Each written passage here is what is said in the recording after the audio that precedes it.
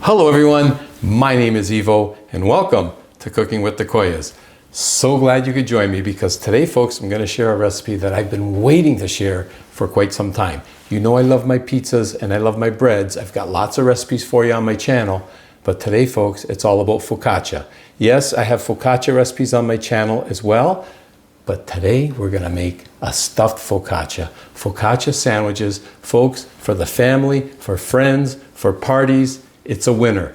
It's easy to do. Let's get started right now.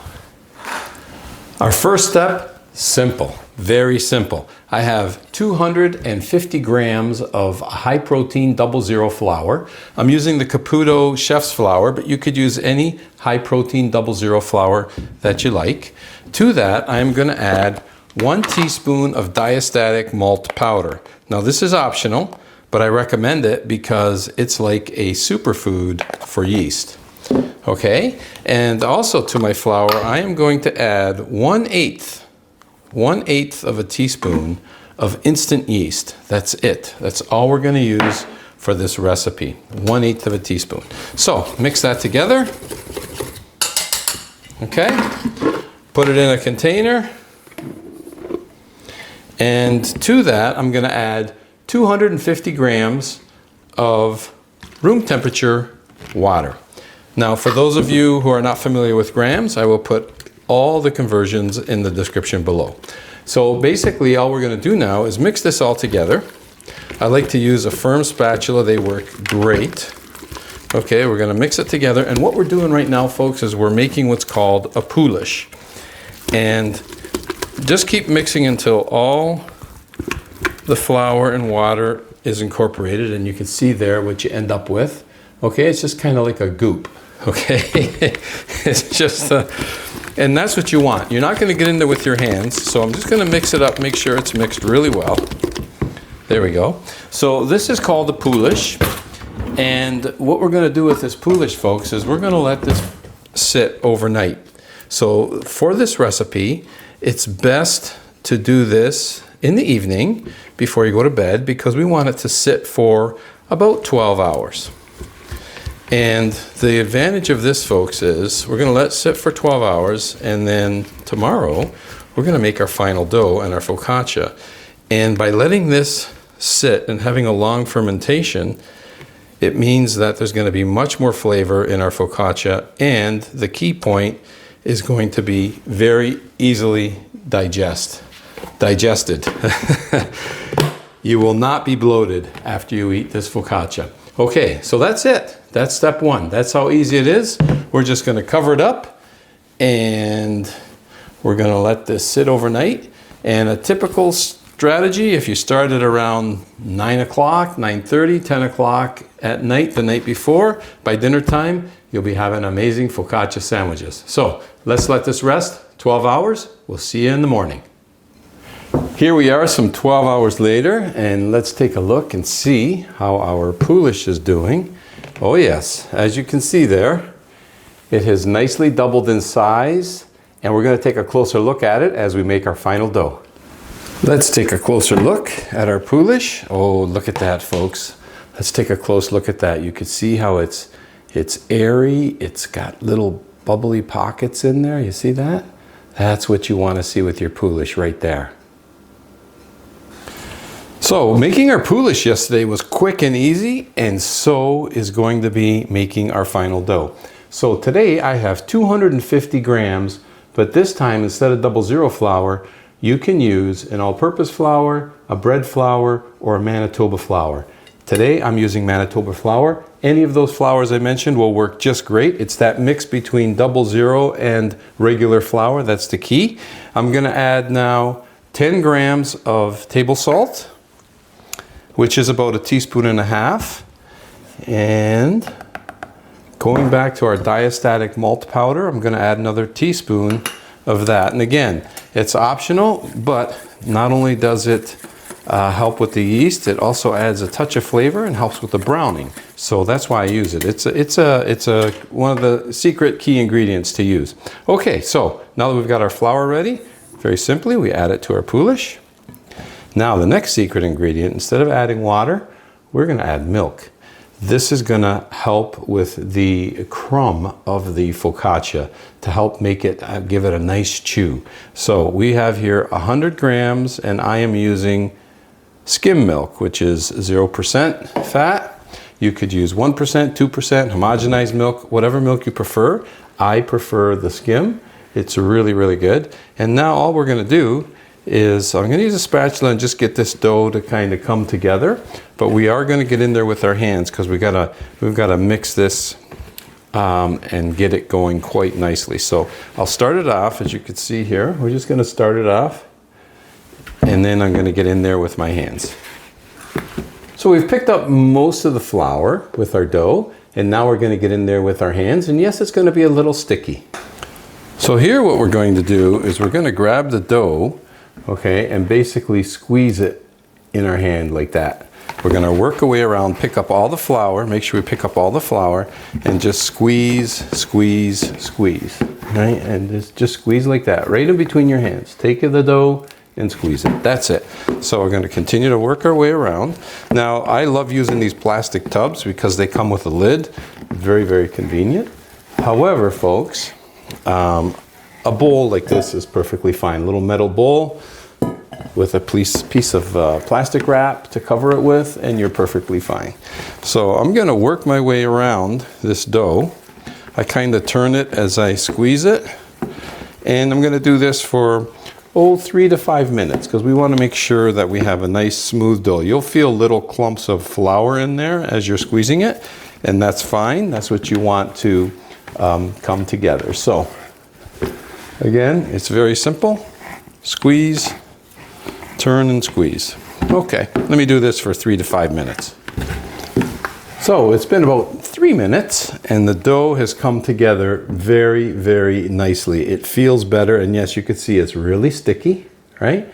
That's not a problem. That's actually what you're gonna want at this point, but it's a nice smooth texture. So our squeezing is now done. So how easy was that, folks? Very, very easy. And don't worry about the stickiness. It'll get less sticky as we continue here. So now, quite simply, same thing. We're going to give it a rest for we're going to let it rest for about 30 minutes. Cover on, rest for 30. And now that 30 minutes have passed, our dough's been resting very nicely. We're going to do what we call a series of folds. And for that, you could dampen your hand if you want first, but basically you're going to just grab the dough, lift, and fold it over. Okay, grab the dough, lift, and fold it over. Now, to show you this better, I'll take it right out and put it right on the counter. And see, it's sticky, but it's not sticking like it used to stick. So basically, you're just going to grab the dough, fold it over. Grab and fold. Grab and fold. So we're going to do this. I like to do it at 10, 20 times. And as you're doing it, the dough is firming up. And the glutens are starting to develop. And I mean, 10 folds is enough, but I like to go right up to even 20 folds. Now, having said that, I've been talking and I've lost count of my folds. But that's okay. You can't do too many. So, all right, let's just do a couple more here. Again, see how it's sticking, it's sticky, but not sticking anymore. And when you start this, if you want to start with a damp hand, it even makes it even easier. Okay, I think we've done enough folds. And again, we're going to put it back into our container, or if you have a bowl, that's fine, and the lid on. We're going to let it rest for another 30 minutes. And guess what we're going to do in another 30 minutes? You guessed it, another series of folds. So once again, let's do our series of folds. Lift and fold, lift and fold. Again, I'll just put it on the counter. Lift and fold. Very simple, folks. We do about another 20. Okay, and there we go. Again, it's sticky. It feels sticky, but it doesn't stick to you. And look at our beautiful dough. Okay. Back in it goes. And now we're just going to let this rest for 5 hours. We go about our business. We'll leave it for 5 hours and we'll come right back at you. Here we are, some 5 hours later. Let's take a look at our dough, and look at that, folks. It has risen very, very nicely. Oh, take a look at that. Nice little bubbles, nice aroma. So we're going to give it one more series of folds at this point. One last series of folds, just to finish off that gluten network. And this will punch our dough down a little bit, and we're going to allow it to rise a little bit more. So I'm going to take it out to do this 4-fold. Same sort of thing. Lift, fold, lift, fold, lift, fold, lift, and fold. And then I'm just going to put it all together into a round, pull it towards me, shape it into a bit of a round, just to tighten up that dough. All right. There we go. Back in it goes. We're going to cover it again. This time it doesn't need as much time. We're going to let it sit. It can sit anywhere from 1 to 2 hours. I'll probably give it a good hour, and then we'll make our focaccia and make our hot focaccia sandwiches. It is now time to have a little more fun. I've got my focaccia pan here, folks, and we're going to drizzle some extra virgin olive oil on the pan. This is just to prevent our focaccia from sticking, and it also helps brown up the bottom very, very nicely. So we're going to spread that extra virgin olive oil around. Maybe just a tad bit more. You know I love my olive oil, folks. Okay. There we go. And our dough, it's been over an hour. I've lost track of time, probably closer to an hour and a half at this point. But our beautiful dough, folks. Look at there. Okay. Let's take it out and put it right onto our focaccia pan. Now, if I didn't mention a couple things, this entire recipe, the dough has always just been at room temperature. Okay, no refrigeration required. Everything was at room temp. Okay, there we have it. And I like to put a little bit of extra virgin olive oil on my hands. And also, if I didn't mention, I like a heavy pan for my focaccia as opposed to a thinner sheet. So, our focaccia in, and now basically this is what, 13 by 18 inch or 33 by 46 centimeters. It's the perfect pan for this particular amount of dough to make this focaccia. So what I'm going to do, I'm just going to spread this out and keep pushing down and spreading out to get it pretty much to the size of this pan as I can. Okay, that's looking pretty good. Now don't worry about the shape so much, and I normally don't do my focaccia this thin, but remember now, we're going to fold this over so it's going to double up in size, so that's why we've spread it out as much as we can to fill this pan. Okay, that looks pretty good, folks, and look at what we got here. Let's get started. We're going to build a masterpiece right now. So, I have here some prosciutto di Parma from Parma, Italy, folks. The real deal. We're going to place some prosciutto. We're going to layer this up and keep it a little bit away from the edges because we need to seal the edges. So let's put our first layer down. Oh, look at this beautiful prosciutto. I want to take a piece and okay. Oh boy, that's so good. That is so good. So we're going to put a nice layer of Parmigiano, or a nice layer of prosciutto from Parma on our focaccia, and we want to put it on about half the focaccia. Let's see, that's about halfway right there. One single layer. Okay. Next, I have some more beautiful ingredients. I've got some beautiful provolone. So we're going to add our provolone cheese. Now, the reason I didn't put the provolone cheese on first is I didn't want it to melt onto the dough. I want to sandwich it in between our cold cuts.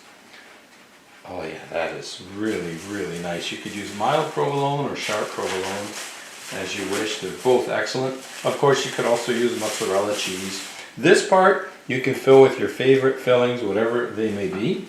What I'm doing right now I know is going to be absolutely amazing. I've got some capicola. Some nice capicola. This one is actually spiced a little hot. Okay, I don't mind mine with a little bit of a bite to it.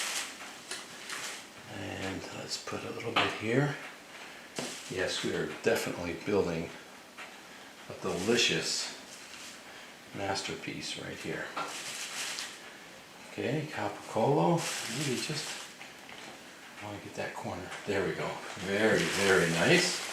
I'm going to keep going. I don't want to do too much, but I do want another layer or two. So I have here some very nice Calabrese salami, also known as their soppressata. This one is also hot, so it's going to have a bit of a bite to it. Now my family, my parents were born in Abruzzo, Italy. Actually, so was my older brother, born in Abruzzo. But this happens to be from the Calabrian style, and I'll tell you what, whether it's Abruzzo or Calabria, can't go wrong. Lots of good food there. There we go. And you know what, since I have this beautiful more prosciutto here, I'm going to do one more layer of prosciutto to finish it off, folks. This is sliced really thin, as you can probably tell. Okay. I have a couple more pieces. Yeah, I do. Actually, I have enough that I can eat some as an appetizer. Alright, that looks pretty good, folks. Okay, now we're just going to take that half of the focaccia, fold it over. There we go. And then, quite simply, let's just push down our edges to kind of seal it a bit. It doesn't really matter. It's not urgent. If it opens up a bit, it's perfectly fine. But I will fold it over. We'll at least give it a little head start. This dough is beautiful dough, folks. This recipe for the dough is going to make an amazing focaccia.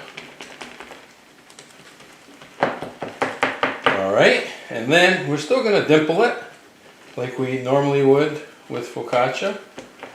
Dimple it. And let's add our extra virgin olive oil like we normally would. Oh, beautiful. Oh, I love that. I love that. So, we have our extra virgin olive oil. Brush that on. Okay.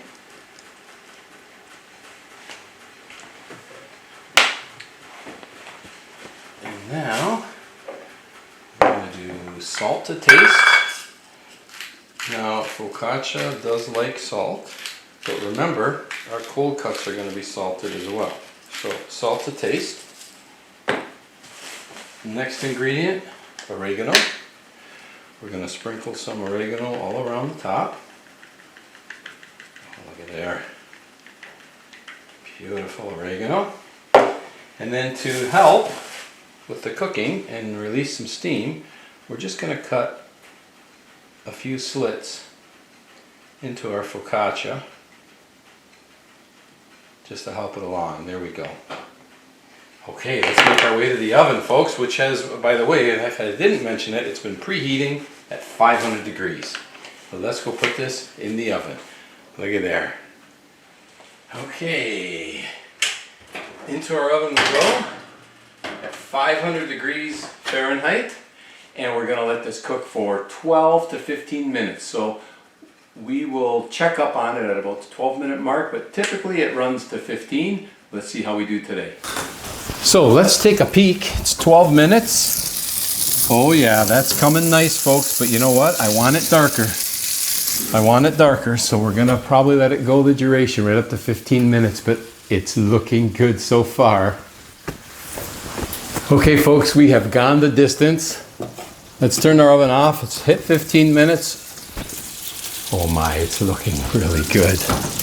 Oh my goodness, folks. Are you kidding me?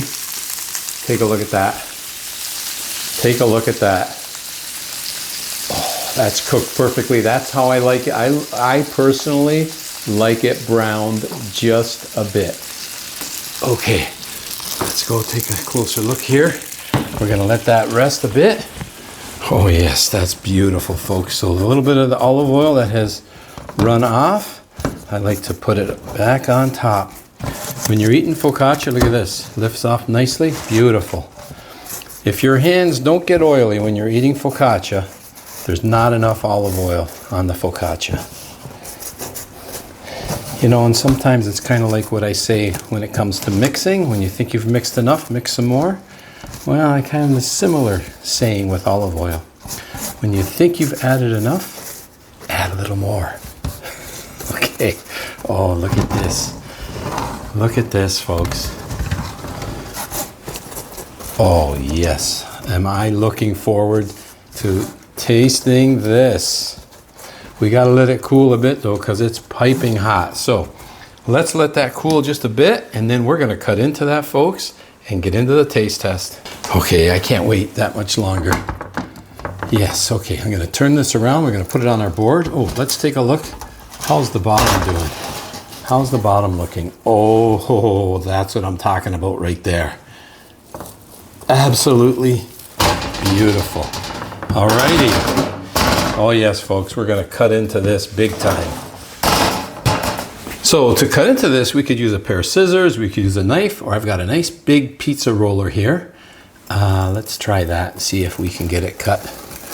Oh yeah. Oh my goodness. Take a look at that. Look at this focaccia dough. Crunchy and yet soft on the inside. That's that milk and water combo, folks. Milk and water combo. We're gonna make these relatively large. Yes. Why not? Right up the middle. When I say large, we're gonna go large. We're going big today, folks. There we go. We got 6 beautiful focaccia sandwiches. Piping hot. Oh my, just look at that. Folks, a little too hot to eat right now, but let's make our way over to the table and let it cool just a bit. Oh my, folks, I just have to show you this one more time before we dig in. Just take a look at this beautiful focaccia. Focaccia sandwiches, folks, looky there. And I think I'm gonna open up with this one right here. Look at that. Take the one right in the middle. Oh my goodness. Okay, let's dig in. You can tell I'm a little excited. Okay. Stuffed focaccia. Focaccia sandwiches. Oh my goodness.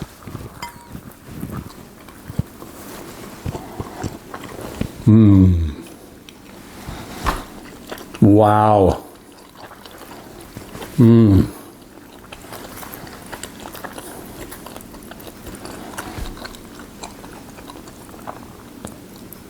I can't even begin to tell you how good this is. Actually, I guess I can. It's fantastic. The focaccia is amazing. Absolutely amazing. The ingredients that I decided to put in it, boy, do they ever complement this focaccia in a fantastic way. By all means, use whatever ingredients you like. However, if you want to try this particular one, this combination, it is outstanding. But the focaccia, the dough, the focaccia bread, it's just amazing. It's got that nice softness. Again, it's that combination of milk and the water that gives us the texture we're looking for. And how easy was that to do? Make your poolish. Next day, make the dough, let it rest, spread your focaccia, stuff it, bake it, and away you go. Folks, for your next dinner party or next time you have some friends over, or make it just for yourself, keep it in the fridge and enjoy it day after day, why not?